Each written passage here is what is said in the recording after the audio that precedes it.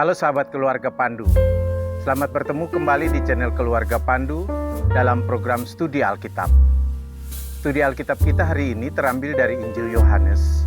Injil Yohanes pasal 4 ayat 1 sampai dengan ayatnya yang ke-10. Sebelum mendengarkan penjelasan saya, silakan membaca teksnya terlebih dulu.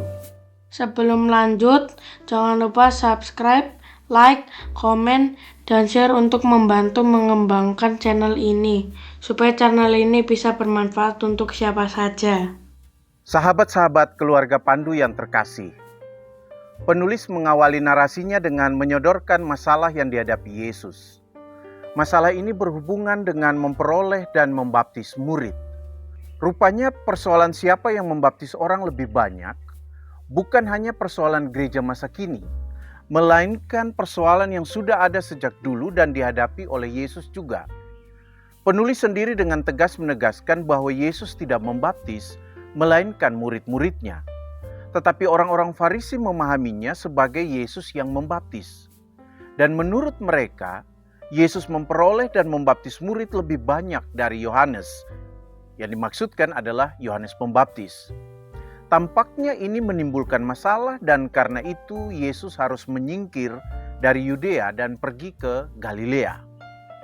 Penulis menggunakan kata poiei dari poieo yang secara harfiah berarti membuat atau melakukan atau bertindak. Namun kata ini juga memiliki makna menghasilkan dan memiliki. Jadi maksudnya bahwa jumlah murid yang diperoleh Yesus lebih banyak dari Yohanes sebagai hasil dari kerja atau usaha Yesus. Memperoleh murid di sini dihubungkan dengan membaptis. Dengan demikian, di sini muncul pemahaman tentang hubungan antara membaptis dengan menjadi anggota komunitas atau pengikut orang yang membaptis. Namun penulis mengatakan bahwa bukan Yesus yang membaptis, melainkan murid-muridnya. Hal ini berbeda dengan informasi dalam Yohanes 3 ayat 22.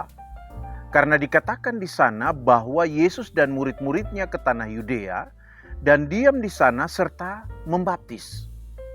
Mungkin juga Yohanes 4 ayat 2 ini adalah revisi terhadap Yohanes 3 ayat 22.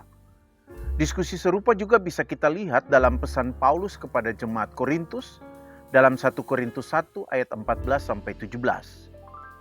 Mempertimbangkan situasi yang ada, Yesus memutuskan untuk meninggalkan Yudea dan kembali ke Galilea. Mungkin Yesus tidak ingin muncul permasalahan dengan orang-orang Farisi atau persaingan bahkan perseteruan dengan Yohanes dan pengikut-pengikutnya. Namun yang menarik adalah Yesus memutuskan untuk melintasi daerah Samaria, bukan menghindarinya dengan menggunakan jalan lain. Rute ini memang rute yang pendek yang biasa dilalui oleh para musafir dari Yudea ke Galilea. Orang Yahudi sendiri sering memilih jalan lain yang lebih panjang rutenya atau yang dikenal dengan Transyordania untuk menghindari melalui daerah Samaria. Dengan demikian, kisah perjumpaan Yesus dengan perempuan Samaria ini diletakkan dalam relasi yang tidak harmonis antara orang Yahudi dan orang Samaria. Relasi ini berhubungan dengan sejarah Israel Utara sejak zaman Raja Omri. Lihat 1 Raja-Raja 16 ayat 24. Dan juga berhubungan dengan agama. Terutama sejak Asyur merebut Samaria dan memasukkan orang-orang asing ke Samaria. Dan kemudian mereka menikah dengan orang-orang Israel. Sehingga mereka dianggap menodai agama Yahudi dengan unsur-unsur yang tidak bisa diterima orang Yahudi. Orang Samaria bahkan kemudian mendirikan tempat beribadah mereka sendiri di Gunung Gerisim. Jadi orang Samaria sebenarnya tetap menyembah Yahweh, tetapi dengan cara mereka yang sedikit berbeda. Penggunaan kata edei dari dei menunjukkan bahwa Yesus memang memilih dan merasa harus melalui daerah Samaria. Kata dei secara harfiah berarti perlu, tetapi juga mengandung makna pantas atau wajib atau harus terjadi.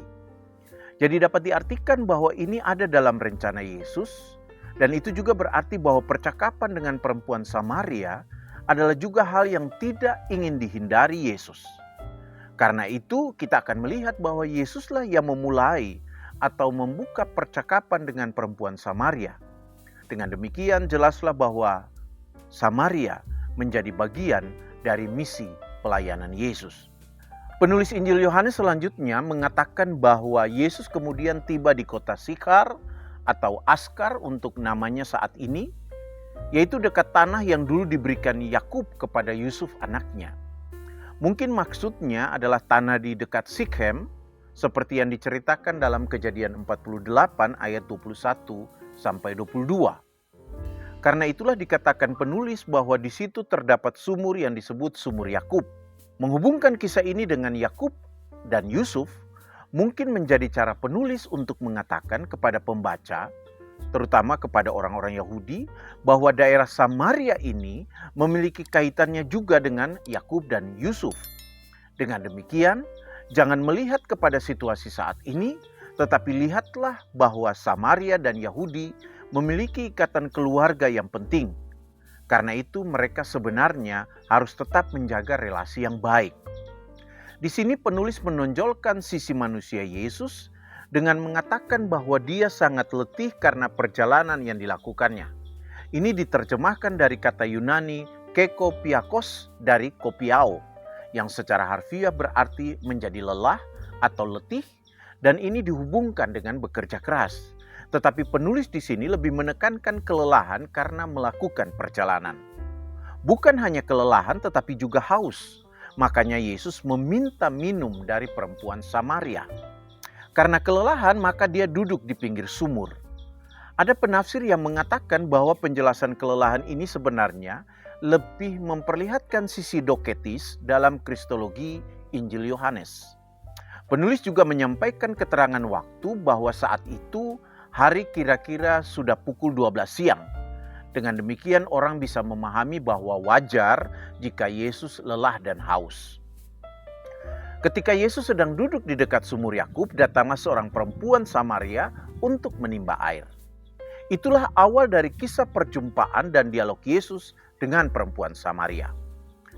Perjumpaan di dekat sumur antara Yesus dan perempuan Samaria mengingatkan kita kepada beberapa perjumpaan bermakna di dekat sumur dalam Perjanjian Lama. Antara lain perjumpaan hamba Abraham dengan Ribka yang kemudian menjadi istri Ishak. Bisa dibaca dalam Kejadian 24 ayat 10 sampai 53. Yang kedua perjumpaan Yakub dengan Rahel yang kemudian juga menjadi istrinya. Bisa dibaca dalam Kejadian 29 ayat 1 sampai 14. Atau ketika Musa melindungi putri-putri Imam Midian dalam Keluaran 2 ayat 15 sampai 21, yang dari peristiwa itu lalu Musa dinikahkan dengan Sipora. Beberapa penafsir mengatakan bahwa ada hal yang sejak awal menarik berhubungan dengan kehadiran perempuan Samaria ini. Biasanya perempuan suka datang bergelombol ke sumur untuk mengambil air, dan itu dilakukan pada sore hari atau pada pagi hari, bukan pada siang hari jam 12. Para penafsir ini mengatakan bahwa situasi ini mungkin berhubungan dengan relasi perkawinan perempuan ini yang juga menjadi bagian dari percakapan Yesus dengan perempuan tersebut. Relasinya dengan laki-laki yang bukan suaminya membuat dia mungkin menjauh atau menjauhkan diri dari perempuan-perempuan yang lain, khususnya perempuan Samaria yang saleh. Jadi penulis sebenarnya sudah menempatkan sebuah kondisi yang akan menjadi bagian dari percakapan Yesus dengan perempuan Samaria tersebut. Yesus kemudian meminta minum dari perempuan tersebut. Dan penulis memberikan alasan mengapa Yesus harus meminta minum dari perempuan Samaria itu. Alasannya adalah karena murid-muridnya telah pergi ke kota membeli makanan. Ini bisa diartikan bahwa kalau murid-muridnya ada di situ, merekalah yang akan mengambil dan memberi Yesus minum. Perkataan murid-murid pergi membeli makanan ke kota juga memberikan sebuah informasi menarik jika dihubungkan dengan kritik perempuan ini di ayat 9. Karena orang Yahudi biasanya berusaha menghindari kontak dengan orang Samaria, termasuk menerima pemberian atau membeli makanan. Ini menunjukkan dua hal.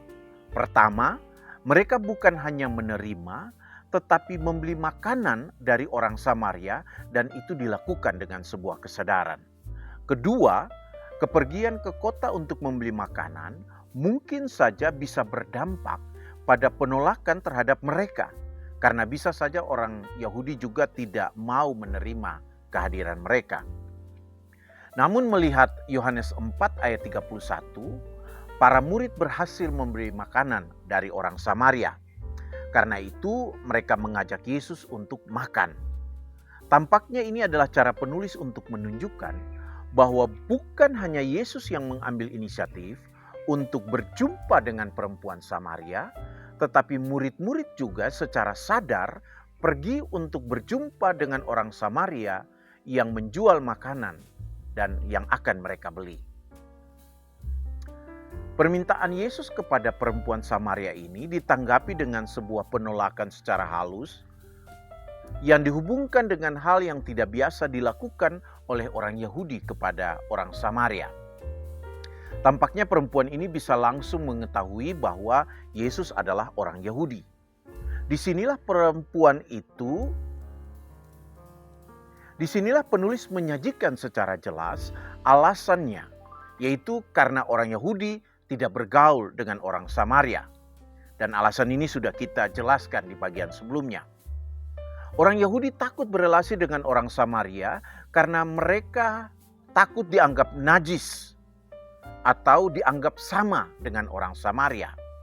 Dalam Yohanes 8 ayat 48, Yesus juga disebut orang Samaria. Namun penulis menyajikan sebuah perilaku lain dari Yesus sebagai orang Yahudi. Jika Yesus juga berpikir seperti orang Yahudi pada umumnya, lalu bagaimana dia bisa melakukan misi yang diberikan Bapa kepadanya? Demi melakukan misi yang diembannya ini, Yesus berani melanggar hal-hal yang biasanya dianggap tabu dalam relasi orang Yahudi dan Samaria yang dibuat oleh orang-orang Yahudi. Yesus keluar dari batas-batas pembeda yang dibuat dalam berelasi dengan orang lain, hanya karena pengalaman masa lalu, baik secara politik maupun agama. Hanya dengan cara ini, Yesus bisa menyatakan kasih Bapa juga kepada orang-orang Samaria. Namun merespons perkataan perempuan Samaria ini, Yesus justru meminta perempuan tersebut untuk mengenal siapa sesungguhnya yang sedang berkata, "Berikan aku minum." Ini harus diawali dengan mengetahui karunia Allah. Karunia Allah diterjemahkan dari Dorean Tuteu. Dorean dari Dorea secara harfiah berarti hadiah yang diberikan secara gratis tanpa biaya atau tidak perlu membayar untuk mendapatkannya. Jadi bukan diterima karena jasa atau hak seseorang. Sementara mengetahui diterjemahkan dari kata Yunani edeis dari eido, yang secara harfiah berarti sadar, merasakan, mempertimbangkan, atau memahami. Namun di sini penekanannya lebih pada memahami hal yang bersifat spiritual. Jadi perempuan ini pertama-tama diajak untuk memahami anugerah Allah yang bisa diterimanya secara gratis. Anugerah Allah yang dimaksudkan tentulah keselamatan yang akan diberikan melalui Yesus. Selain pertama-tama harus mengetahui dan memahami anugerah Allah, perempuan ini juga diharapkan mengetahui atau mengenal Yesus yang meminta minum darinya. Karena melalui Yesuslah perempuan tersebut bisa menerima anugerah Allah. Penggunaan kata penghubung membentuk kalimat pengandaian bahwa seandainya dia tahu siapa yang meminta minum darinya dan juga memahami anugerah Allah, dia tidak akan memprotes Yesus yang meminta minum darinya. Sebaliknya atau melainkan sebaliknya, dia akan meminta Yesus untuk memberikan air hidup kepadanya. Air hidup di sini sejajar dengan anugerah Allah dan secara spiritual menunjuk kepada kehidupan yang kekal. Kata memberikan diterjemahkan dari kata Yunani edoken dari didomi, yang maknanya senada dengan dorea, yaitu memberikan dalam arti memberi sebagai sebuah pemberian cuma-cuma, tanpa bayaran atau karena jasa seseorang. Jadi jika orang tahu dengan benar siapa Yesus, maka dia tahu apa yang seharusnya diminta dari Yesus. Namun perkataan Yesus ini juga sekaligus menunjukkan bahwa dia datang bukan untuk meminta dan mendapatkan sesuatu, melainkan memberi dan memberikan apa yang sesungguhnya dibutuhkan manusia. Nah, sekarang pertanyaannya, lalu apa relevansi teks ini bagi kita orang beriman saat ini? Pertama, Yesus dan para murid mengajarkan kita bahwa untuk menyatakan kasih Allah kepada sesama atau kepada semua umat manusia, kita harus berani keluar dari batas-batas atau kebiasaan-kebiasaan yang hanya dibuat manusia untuk membatasi kita berjumpa dengan orang lain. Keluarlah dari relasi-relasi yang membuat kita sulit berjumpa dengan orang lain dan membagi kasih Allah kepada mereka. Untuk itu, seorang pelayan yang membagikan kasih Allah harus mau dan berani mengambil resiko, tidak disukai oleh orang-orang yang membuat batasan-batasan itu, tetapi yang penting dia bisa berjumpa dengan sesama dan membagikan kasih Allah. Untuk itu, seorang pelayan harus berani melayani keluar dari lingkungannya sendiri. Kedua, agar bisa melayani dan membagikan kasih Allah sesuai dengan kehendak Allah, seorang pelayan harus tahu dengan benar apa yang dibutuhkannya di dalam hidup dan pelayanannya. Apa yang dibutuhkannya bisa didapatkan dari Yesus Kristus, dan karena itu dia harus tahu, harus memahami dengan baik apa yang harus dia minta sebenarnya dari Yesus. Dengan kata lain, dia harus meminta dengan tepat. Karena itu, seorang pelayan mintalah apa yang dibutuhkan untuk mendukung pelayanan, bukan meminta apa yang menyenangkan hatinya. Karena pemberian Allah ini akan memampukan seorang pelayan atau orang-orang yang melayani di dalam setiap tugas tanggung jawab, pekerjaan atau pelayanannya. Nah, demikian studi Alkitab kita hari ini. Semoga Tuhan menolong kita, Roh Kudus menuntun kita untuk lebih memahaminya lagi dan melakukannya di dalam kehidupan kita hari lepas hari. Tuhan memberkati kita.